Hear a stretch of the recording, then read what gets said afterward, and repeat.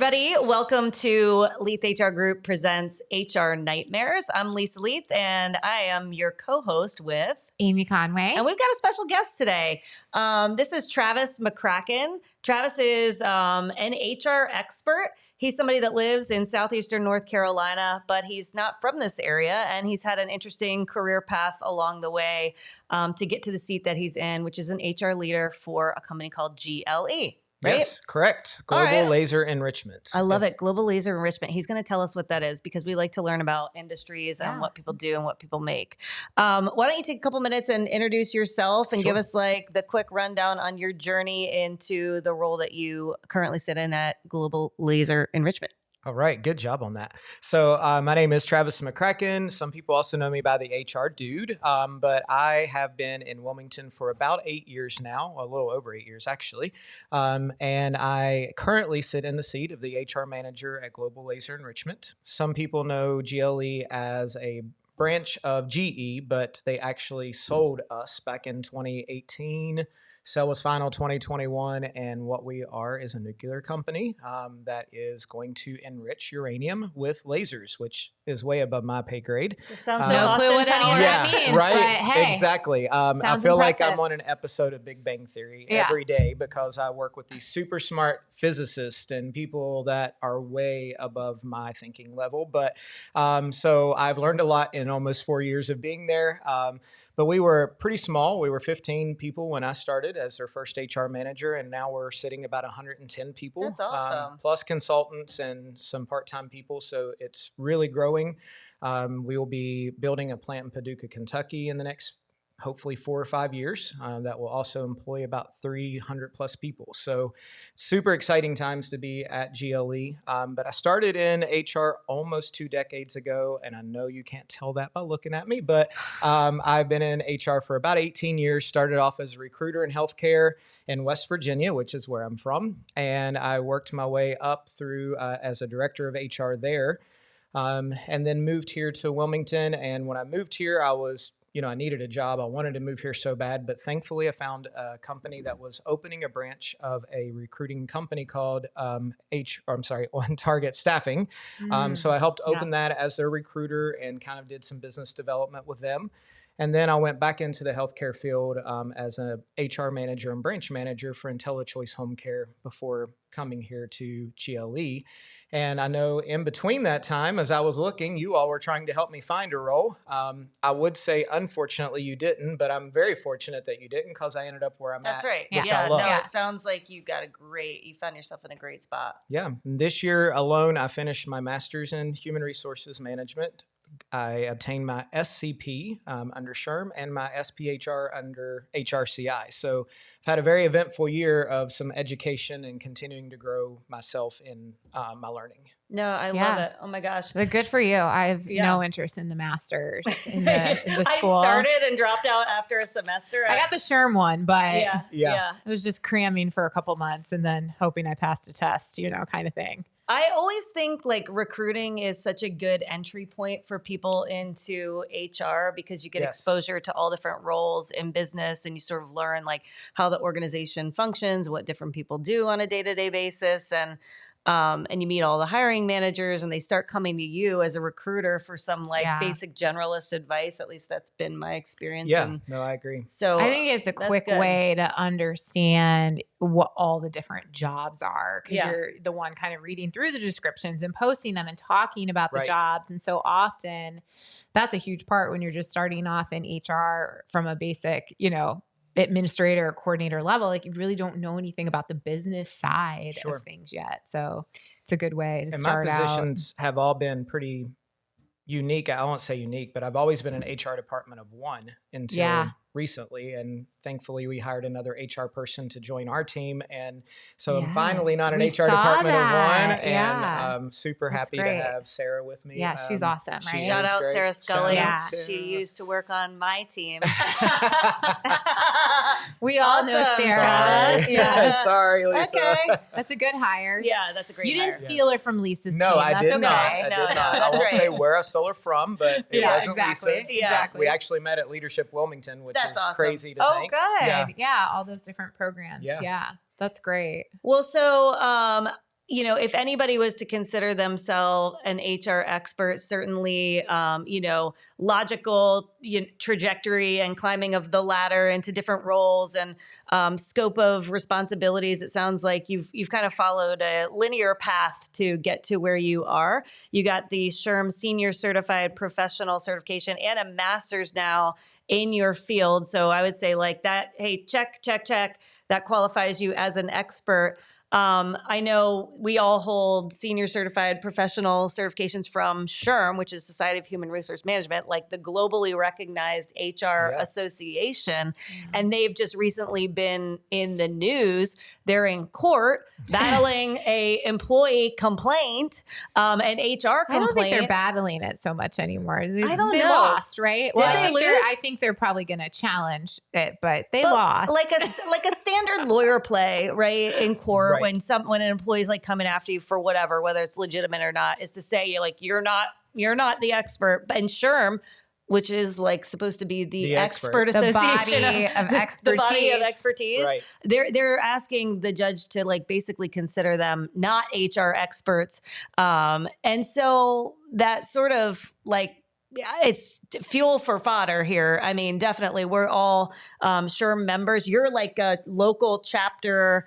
Wilmington, what is it? Cape Fear, Lower Cape Fear. HRA is what they call it. So and you've been involved in like North Carolina SHRM and so leadership positions at like the chapter level. How do you feel about the heat and the hot water that SHRM is in? They're like on national news for this. Yeah, it baffles me how you can say we're not HR experts. Like that's again, like you said, that's the field you represent. That's the field that you're in, and that's the company that's under fire. Obviously an HR nightmare to them that they're dealing with, but I don't understand where you can draw that line and all of a sudden say you're not the expert. Yeah, it's like you have some pretty expensive books that you charge people Very much, yes. That pretty much lines out how to be an expert and what you have to know. So my question would be, did you read those books? Did anybody here read those? You know? Yeah, are you studying your own materials? Yeah, it's like you've got to act how you expect the other people to all behave as technical experts in the field. And again, I don't know all the inner workings of that case. I read the headlines more than I've read the details on really any of it. And, we've all been in those legal battles, with employees where, sometimes I agreed with the employee, sometimes I was on the employer side, right? Sure. And of how it was handled. So who's to know unless you saw all of it? Well, how many people did they employ? At the same point, they must employ like hundreds of people, right? Oh yeah. Thousands, I mean, their headquarters are back where I lived in Alexandria, they were in Alexandria. So not far from where I was. And that was a big place. I mean, so with humans come, people be people in. And so, you're always going to have a few legal battles in the mix. But they've had a lot of negative headlines over the last couple of years, right? What's and up just with some of the DEI stuff, new leadership. Some of the people they've chosen to be speakers at their conferences has been highly controversial. Like and again, oh gosh, I don't remember the name, but it was someone who didn't really believe in DEI too much. Yes, was their like headlining speaker, someone who's been pretty vocal about the fact that it shouldn't exist in companies. Right. Was on their panel of keynote speakers at the last conference, and it was pretty much a firestorm of opinions on, and you could see, like, if you go to LinkedIn and you go back to anyone who posted something negative about it, you would see SHRM just have this like copy and paste social media response on everyone that was like, we welcome conversations from all perspectives and blah, blah, blah, blah. But it's like, their theme is civility right now. You. These responses just aren't helping you, cut and paste. And they've been a little bit disappointing. But does that come up with the groups here? And like, has that affected involvement in the local chapters? I have not noticed it yet. Okay. But with the recent headlines, I wonder what's going to happen. I do. Because I have noticed myself scrolling through LinkedIn, people saying, I was determined to not renew my certification. Yeah. And I was determined to step away from this and that's related to SHRM. And, I personally don't feel that way. I plan on staying connected, even though they are going through something, just Right. because Like, I still believe in the basics of what they're doing. They may have made a bad decision or a bad call and saying, let's not be the experts, but I still think what they teach is good in the most part. True. Like separating like current leadership maybe isn't making the right choices and the headlines aren't looking favorable for them. But we can separate that out with the educational content that does get provided and the resources for our field. And like before we started this podcast, I asked you guys, like, are you taking the letters off your LinkedIn profiles? Because I've been really curious. I think you're right. You know, you kind of said you worked hard to get the certification. And while I don't really feel like I worked that hard for it, but I did get that. I did take the test. Yeah, the test. And I don't want to take it ever again. Never. So I will be every 3 years just like tacking that on in case somebody in my future thinks it's important. Right. Yeah, that's right. Yes. That's right. And you do see that a lot. And if you're on LinkedIn or anywhere, they're always typically looking for certification. And certification most of the time trumps the master's degree. They would rather have that certification or the HRCI version than to have that master's. So it has been important for us. I remember when I met with Lisa, that was kind of like criteria. It's like, hey, I want to be able to say to all of our clients, we have senior certified professionals who have been doing this for decades, but also have the credentials to kind of prove that right out of the bat, so we don't have to go in and it's been important. It's been like the Yeah. main differentiator between Leith HR Group and any other consulting firm, be it them out of town or smaller ones here in the region. It's like, hey, if you want to go pay for somebody right out of college, go do it. Like go to that firm and they're cheaper. They might be able to solve whatever problems you have. But if you want like strategic thinking and also able to roll your sleeves up and get the work done, do 40 hours of work in 8 hours with like a senior person that's seen the play before, then you want a group of senior certified professionals, right? Yeah. And so that is our differentiator, and it's made a difference. Like I know when Andy's like at the prospects table, that's the key differentiator he highlights, and it is. And people think it's even if they don't know what it means, they're like, oh, that is different, and they sounds know that better. we know enough to like get the credential, and that's what's important. That's what I said. It kind of gives you instant credibility. Yeah, it does. So you don't have to spend 6 months, making sure people know you know stuff. Also, it was hard. It was The hard. It is very hard. I mean, I say I didn't work that hard, but again. Plus, you had to have like a certain number of like years of experience, and like when you sat down, there was just like it spanned all the sub functions of. I'm very good at figuring leadership. out kind of it's that how to answer the question. How to answer the question. There was a lot of that. It's so tricky. What they're looking for here is. If you've ever seen the meme of the dog that's like sitting but standing yet lying, that's the SHRM questions. It's like, is the dog sitting, standing, lying, or whatever the fourth one is? It's obviously not true. It's the most detailed answer. Right. Yeah. It's the answer that you have unlimited money, unlimited we time. We have to ask more questions first. That's always what it is. So that's a really good point, which is, okay, the test was hard and you had to figure out if the dog's standing, lying, whatever. Right. But that's kind of like what being an HR expert looks like. Yeah, there's a reason why we were able to answer the question. Yeah. Yes. Yeah. So, like, talk to us about, a day in the life of the HR dude at GLE. Yeah. Your team has expanded dramatically from 15 to 100 plus team members. Plus, you're opening a plant in Kentucky. I've got to believe the business is extremely complex. So, your role with your like business leader counterparts, like, how does that translate to like you being an HR expert on the team? How do they rely on you like on a day-to-day basis? Well, thankfully, I have a CEO that does believe in HR, which doesn't always happen, as you all know. Mm-hmm. But he believes that HR deserves a seat at the table and deserves an input in what we do. So I'm reporting directly to him at this time. And so he believes in our opinion. He believes in our guidance and our direction. Anytime we have an employee situation, a payroll situation, our future workforce development situations, he's always asking for our guidance and input. I'm not going to say we, always give him the answers he's looking for, or maybe the answer we go with, but it's at least we're being asked, which is great, because we are rapidly growing. And, not only are we having these niche type of employees like laser engineers and physicists and all that, but they also have to have a top secret clearance.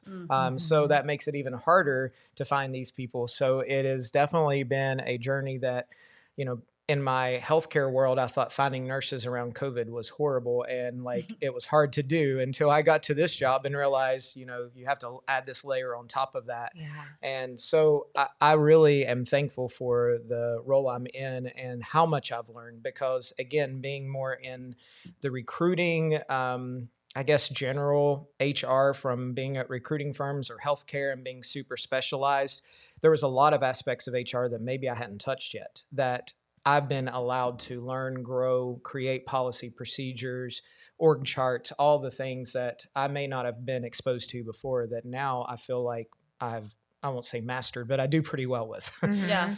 And we are growing. You know, we added an HR generalist and last year. And then we had a change. So when we brought a new person on, which was Sarah, we brought on an HR BP to be more of that strategic business partner with some of our managers. And then if all goes as planned, we'll either hire another HR BP next year or a recruiter that specializes just in the technical recruiting aspect. Yeah. Yeah, that's probably, and Lisa can speak more to that and what they've done at Vanica from the recruiting standpoint. But yeah, when you're so specialized like that, if you're going to spend any money on talent, like hire them to be the one that hires your other talent. Right. Yeah. Absolutely. My go-to move has been finding like executive recruiters that have run full desks and they come in-house just to get a peek behind the door so they can go start their own recruiting firm later. Yeah. And that's worked really good. I'm in the process of hiring a tech recruiter in the Bay Area. If anybody's listening and you live on the West Coast and you want to hire AI engineers, like I need help. But yeah, recruiting is tough for these specialized roles. So, okay, let's talk about HR expertise. For me, I kind of see like the next frontier of my own development being sort of on the organizational design and org development front, because roles are changing, especially in fields that are technology based. AI becomes the backbone of and like a fundamental like. It's a capability that people have being able to use AI beyond just productivity. So I'm curious, like how you both are addressing, like in a world where AI is over the next 12 and 18 months, like we're not going to hire anybody that says AI is scary, or AI. I barely dabble in Claude and ChatGPT. It's like if that even rears its head, I mean that's a hard no. So like, how are you guys thinking about organizational design and development and future capabilities and job descriptions that address living in a world of AI? What we are doing is basically asking some of those questions in the roles that it definitely pertains to. Is what's your experience with AI? How comfortable do you feel? How do you use it now where you're at or in your life? And, you know, how could you see that being implemented into this role?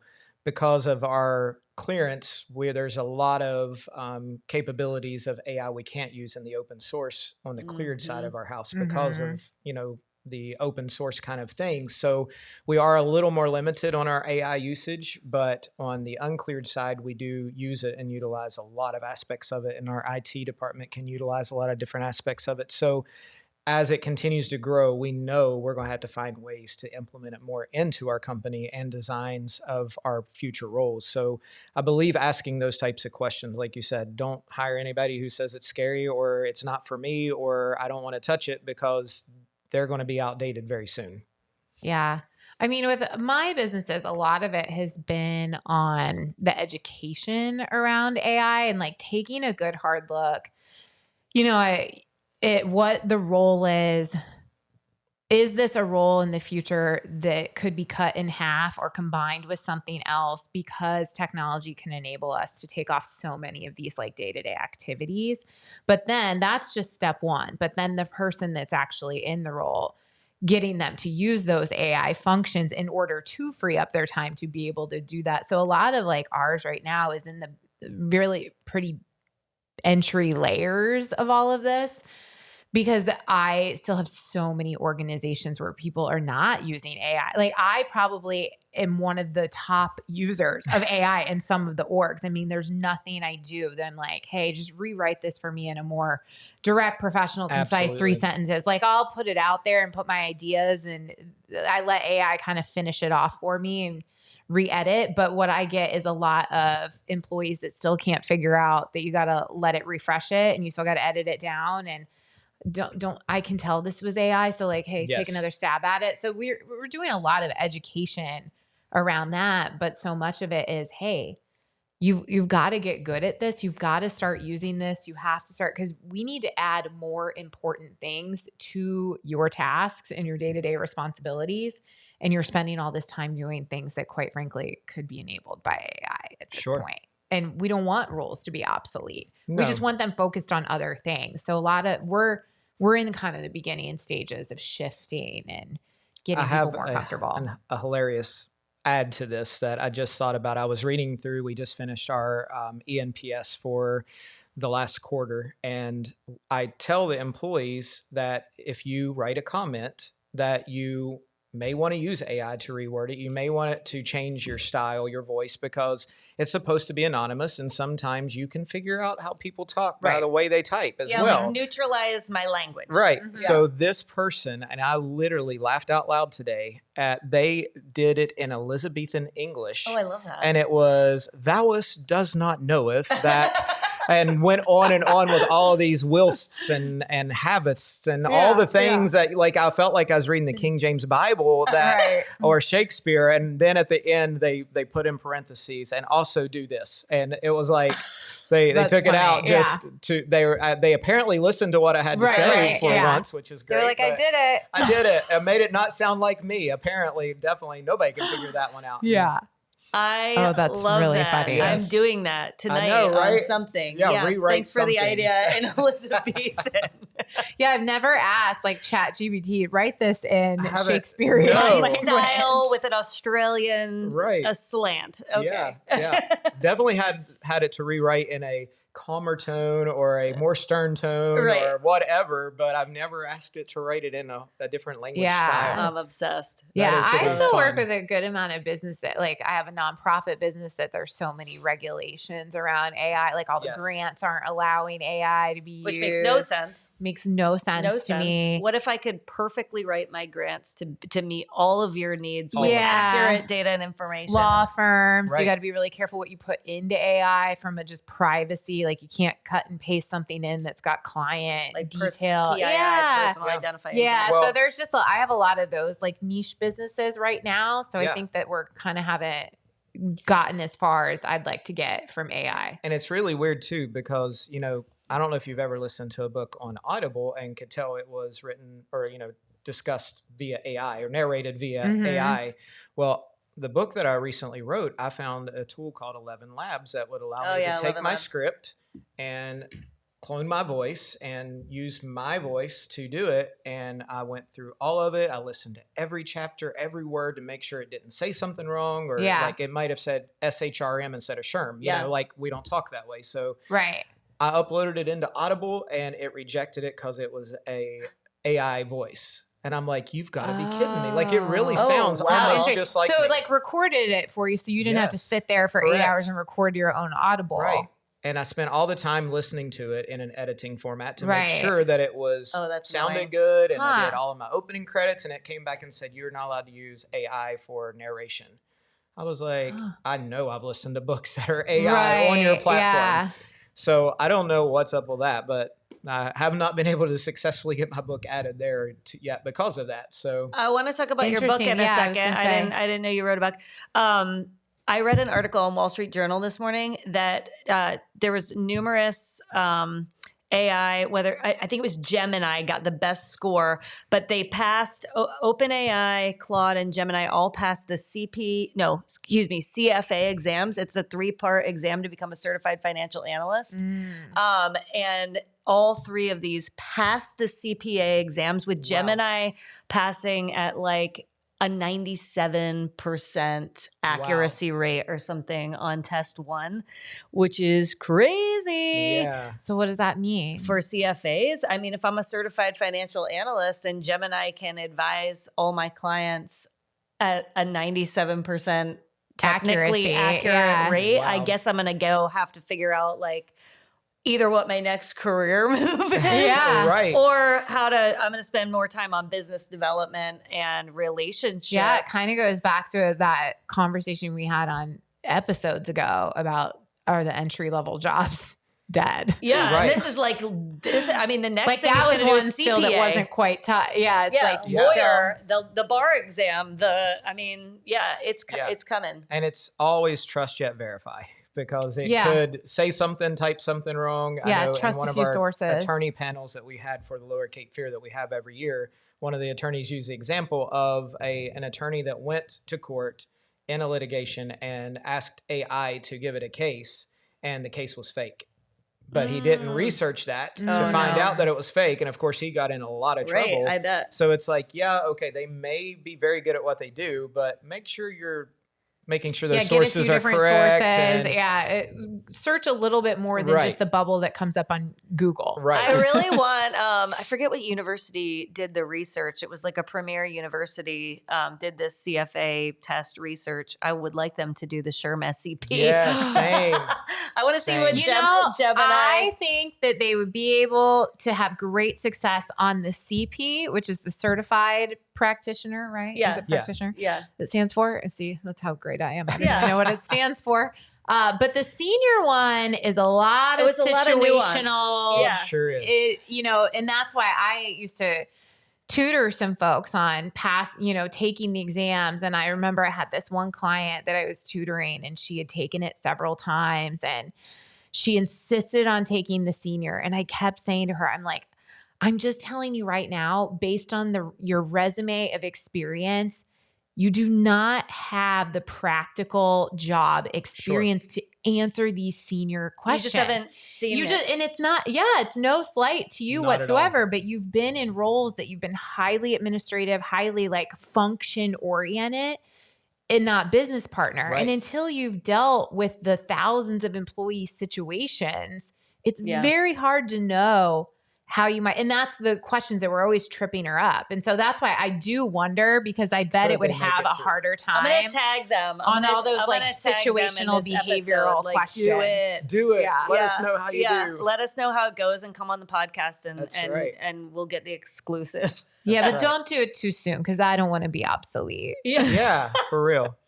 Whatever. CFAs are not losing their job. So tell us about this book. Sure. So I just released a book in November called HR Meets Fun and Functionality, which is the tagline for the HR Dude.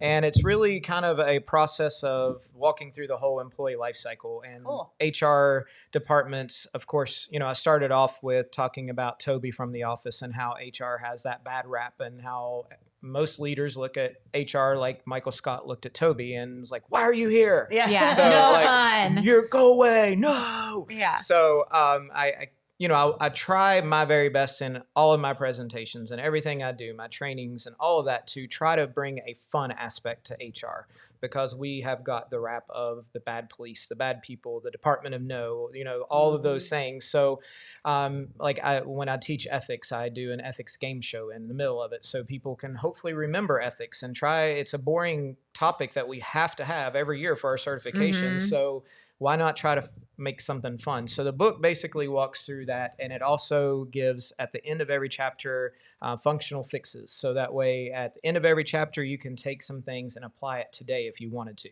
And it talks about, if you're an HR department of one or a small business, here's some things you could do based upon this topic.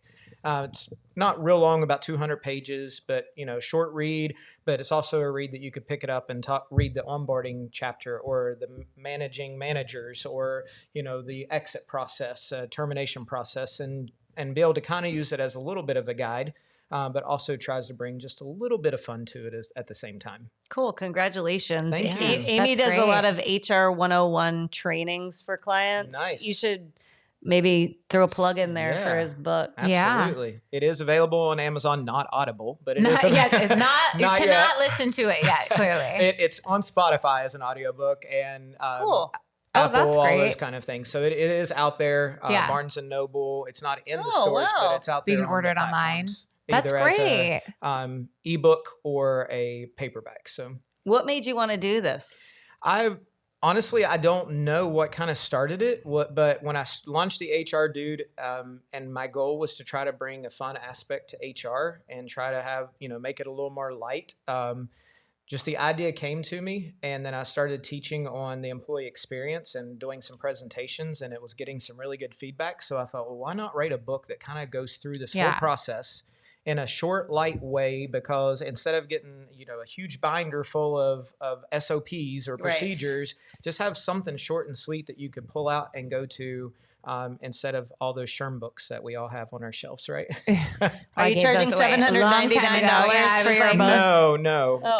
Try to get it on the SHRM store. Yeah. And you can charge more. That's just such a great thing for small businesses. Yeah. Like Lisa said, I do all those HR 101, and I do them for a lot of our community college partners and through their small business centers. So a lot of times the audience is people who either haven't even hired their first employee yet, but they think it's coming. So they're just getting ahead of things, or people who have like 4 or 5 people, you know, or maybe 10. Sometimes you get some other people in there, but it's really small. Like they don't need all of us yet, but they need to know where to start, and here's some baseline advice, and here's some things you can do to have a good experience for your employees while still keeping in mind some of the functional areas of managing and employing people. So that's great. Yeah.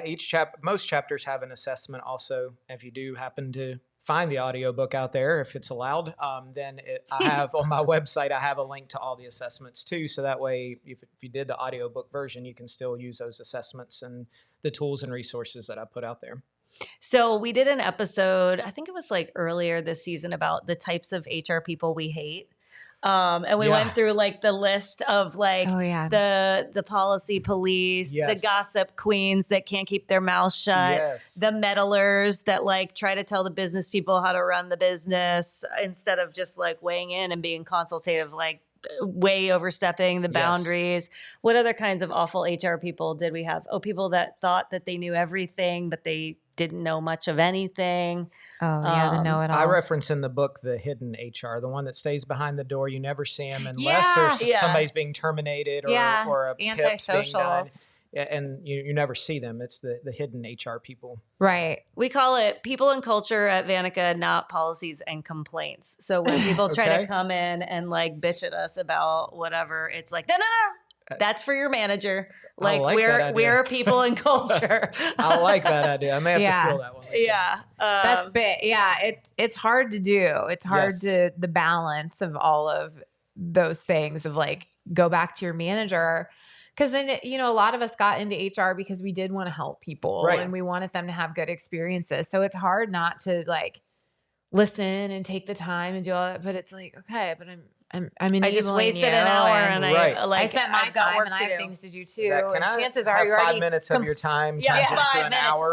Lord, whenever somebody says 5 minutes. My response is already 5 minutes or 30 minutes. Yeah. Because I have 5 minutes. I don't have 30 minutes. I like to be a realist. Yeah. So what do you get? What's your worst HR profile? Oh. Like when you wrote this book about being fun and functional, who were you? You said the person hiding behind the door that closes the door. That's like obviously somebody that you don't want to be. This is your book of like, and this is kind of what we stand for. It's like realistic HR advice that's pragmatic in nature, actionable. So when you wrote this book, who were you thinking that you were like out to prove you weren't? Definitely the people who aren't there for the people. So I worked at a company and the HR director, first off, had no HR experience. She was a graphic designer who came and worked for the company kind of as an admin person and worked her way up to an HR person because the company needed one. Yeah. And, no experience. And I said that person was a great auditor. Like when it was time to audit the employee files, because that auditors aren't people most of the time. And this person, that's definitely not what I want to be, is somebody who is not approachable, not friendly. Yes, sometimes you have to be the bad guy and do a termination or a performance review or a performance appraisal, whatever the case may be, that looks like the bad guy, but really you're there to help the employee be the best version of them. Yeah. So my profile, that this is probably not even HR. It's probably just everywhere. Just like a bad person. Just like I can't stand the like overreactor drama people. Oh, yes. I am such a pragmatic, level, even person that all of the people that are like, everything is such big tizzy. It's like, can you just sit with this for 5 minutes? Like, I know this is a change and maybe this news was surprising, but before you overreact, can you just let me finish my sentence? You didn't even hear that we're fixing it. You know, like whatever it is. And those are people that I just in life don't want anything to do with, let alone fear in mongering. HR. Yes. And like, you're the one that's supposed to be the calming presence. And that doesn't mean you're not going to have to say tough things or things that people don't like, or that you can't be fun sometimes. Right. But you should be, I should know what to expect when I'm with you. And I should get a pretty like even toned answer. And that's how I feel about HR. Yeah. But yeah, I can't stand the drama people or the overreactors. I hate the HR people that are blockers. They're like, they're not enablers for the business. They're constantly looking for ways to say no or not do the work. And I'm like, my favorite book of all time, it's a guy from Ohio. He wrote, yes, it's is the Cameron, answer. What is the question? Cameron Mitchell. Cameron Mitchell. Yeah. Dude, that book is the jam. But it's all about like a culture of hospitality and finding ways to say yes. Now, not when it's illegal or whatever. But like most of the time, you can figure out a way to say yes and like get to the outcome that the business leader wants. And so I despise, and I'm out to prove to the world that HR people can be business enablers and not, and not bottlenecks and like policy police. Absolutely. Well, that's I mean, every day I'm like, go ask them. Why are you coming to me to ask them if they submitted PTO for that? Like, go ask them. Right. I'm there 1 day a week. Like, just don't pay me to be the middleman. That's crazy. Yeah. I was like, this is not a big deal. I'm like, I don't administer their PTO. Like, just ask them if they submitted it. Not a big deal. Well, I am happy for you. I'm proud of you that all the accomplishments you've had this year and the continued growth at GLE. It seems like it's a great spot for you, and they're lucky to have you. Thank you. You are an HR expert. It's fun to be at the table with another senior certified professional, despite all the negative headlines. Despite it. We're all the mothership. That's right. We're all keeping it on our LinkedIn profile. That's right. Yeah, I still have she, hers, and SHRM, SCP. I don't know what I have. Got all the I things. wouldn't be surprised if I don't all have the any of it. things. I'm having all the things. That's right. Say the name of your book again so that people know. Yeah, and where people can find you. Okay. So I am on LinkedIn, Travis McCracken. I'm also on there as the HR Dude. I'm on pretty much all the platforms as the HR Dude as well. The title of the book is HR Meets Fun and Functionality, and it is available on Amazon, Barnes & Noble. Again, not in stores, but all available platforms online pretty much have it. And then some audiobook versions have it. Spotify. Just not Audible yet. He's working on it. Working on it, but I do have to re-record it to do that. So going to see if it's worth the time or not. Over the Christmas break. That's right. I was thinking that. So, you can also find me at all the HR events pretty much in Wilmington. The Lower Cape Fear HR Association meetings. I will be starting as a president-elect this coming year, so I'm on a 6-year journey with that of commitment to that. So definitely love playing a part in our community and being able to give back in some way, shape, or form. That's great. That's fantastic. Well, thank you for being here. Thanks for having me. And thank you always. Thank you. It's always fun. Hey, thanks for tuning in to HR Nightmares. If you like what you heard, hit subscribe, tell a friend, make a comment. Even if it's rude, we read them. We'll see you guys next time. Bye.